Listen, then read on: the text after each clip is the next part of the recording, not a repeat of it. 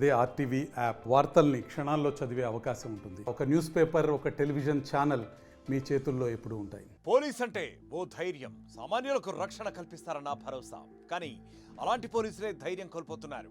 ఆర్థిక ఇబ్బందులు, కుటుంబ కలహాలు, ప్రేమ వ్యవహారాలు, వివాహేతర సంబంధాలు, ఇలా సమస్య వస్తే చాలు పరిష్కరించుకోవాల్సింది పోయి ప్రాణాలను తీసుకుంటున్నారు. కొద్ది నెలలుగా తెలంగాణ రాష్ట్రంలో పోలీసు శాఖలో ఉద్యోగుల ఆత్మహత్య ఘటనలు చర్చనీయాంశంగా మారాయి. ఒక్క నెల వ్యవధిలో 2 ఎస్ఐలు, 4 కానిస్టేబుళ్లు వివిధ రకాల కారణాలతో ఆత్మహత్య చేసుకోవడం తీవ్ర కలకలం రేపుతోంది. తాజాగా హైదరాబాద్లో మరో 2 కానిస్టేబుళ్లు ఆత్మహత్యకు పాల్పడడం ఇప్పుడు అందరినీ కలిచివేస్తోంది. మేడ్చల్ జిల్లా మేడిపల్లి పరిధిలో మల్కాజ్గిరి ఎక్సైజ్ కానిస్టేబుల్ శ్రీనివాస్ ఆత్మహత్య చేసుకున్నారు.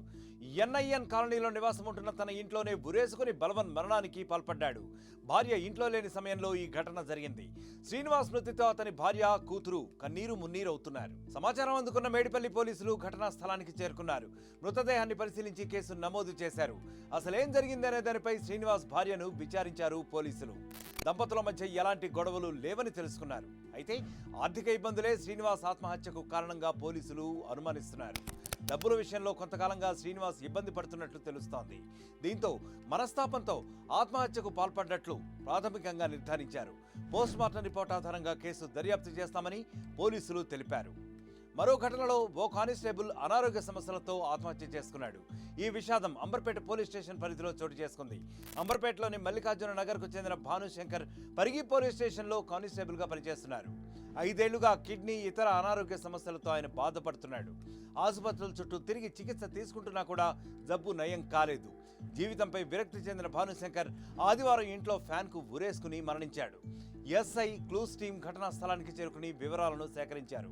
కుటుంబ సభ్యుల ఫిర్యాదు మేరకు కేసు నమోదు చేసి మృతదేహాన్ని ఉస్మానియా ఆసుపత్రికి తరలించారు. ఇలా ఒకరు కాదు, 2 కాదు, 10ల సంఖ్యలో కానిస్టేబుళ్లు ప్రాణాలను తీసుకుంటున్నారు. ఎన్ని సమస్యలు వచ్చినా ధైర్యంగా ఎదుర్కోవాలని భరోసా ఇవ్వాల్సిన పోలీసులే చిన్న చిన్న విషయాలకు తప్పుడు నిర్ణయాలు తీసుకుంటున్నారు. దీంతో పోలీసులకు కూడా నిపుణులతో కౌన్సిలింగ్ ఇప్పించి వారికి భరోసా కల్పించాలని అందరూ చెబుతున్నారు. మరిన్ని వీడియోస్ కోసం ఛానల్ ని సబ్స్క్రైబ్ చేయండి. లేటెస్ట్ అప్డేట్స్ కోసం వాట్సాప్ ఛానల్ ని ఫాలో అవ్వండి. ఆ లింక్ డిస్క్రిప్షన్ లో ఉంది.